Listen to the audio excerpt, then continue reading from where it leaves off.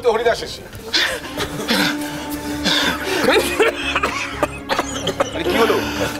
কি হয়েছে হরিদাস? কাজের কাজ কিছু হলো? মহারাজকে কিছু বললেন? আরে বলো বলো বলো।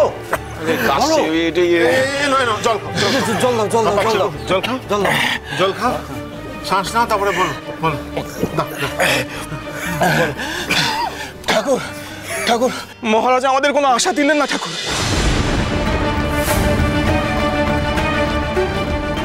কি বলছো তুমি হরিদাস? ওনার এই বিষয়ে কিছু করার নেই। উনি বললেন ওই সাহেবরা অনেক টাকা যৌতুক দিয়ে বেশ কিছু জমিদারের কাছ থেকে ওই অঞ্চলের ওই জমির খাজনা আদায়ের অধিকার আদায় করে নিয়েছেন।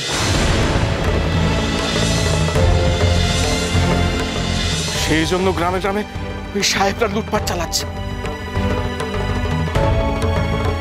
না না, মহারাজের কিছু করার নেই মানে উনি মহারাজ, উনি প্রজাপালক।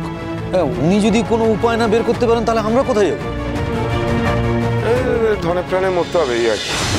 তোর মুখে ভালো কথা নেই তাই না? কোথায় একটা উপায় ভাববি, তা না মরার কথা বলছে সারাক্ষণ। আর হরিদাসের মহারাজের কাছে যাওয়াটা উচিত হয়নি ওকে। কিছু মনে করবেন না শ্রীমন্ত মশাই, আপনার যাওয়া উচিত ছিল মহারাজের কাছে। আমার তো মনে হয় না দাদা, সমস্যাটা আমাদের সবারই।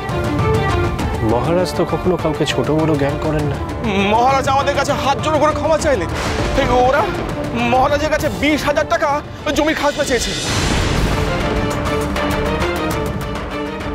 মহারাজ সেই টাকা এখনো জোগাড় করতে পারেননি। তাহলে তো সাহেবদের জুলুমবাজি এভাবে চলতে দেওয়া যায় না। এতগুলো নিরপরাধ মানুষ এইভাবে অত্যাচারিত হতে থাকবে? ওরা অকারণে এতগুলো মানুষ মারবে অথচ ওদের কোনো বিচার হবে না? বুঝলাম, কিন্তু সাহেবদের বিরুদ্ধে তো আমরা কিছু করতে পারবো বলে মনে হচ্ছে না। মানে ওদের বন্দুকের সামনে আমরা কি বুক চিতিয়ে দাঁড়াতে পারবো না। তো খাজনা না দিলেই মানুষ মারছে তো। না না, এ আমি হতে দিতে পারি না। আমি কিছুতেই হতে দিতে পারি না। আমায় দৃশ্য দেখাও মা, আমায় পথ দেখাও গো মা। তুমি শোনো গো, তোমরা সবাই আমার মায়ের উপরে ভরসা রাখো।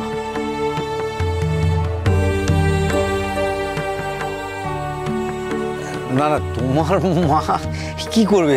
এতে কি করবে? এর আগেও তো করেছে। নানা উপায়ে নানা বিপদ থেকে আমার মাই আমাদেরকে রক্ষা করেছে। সবাই মন শক্ত করো, মরবার আগে মরে যেও না। আমার মা নিশ্চয়ই একটা না একটা কোনো দিশা দেখাবেন।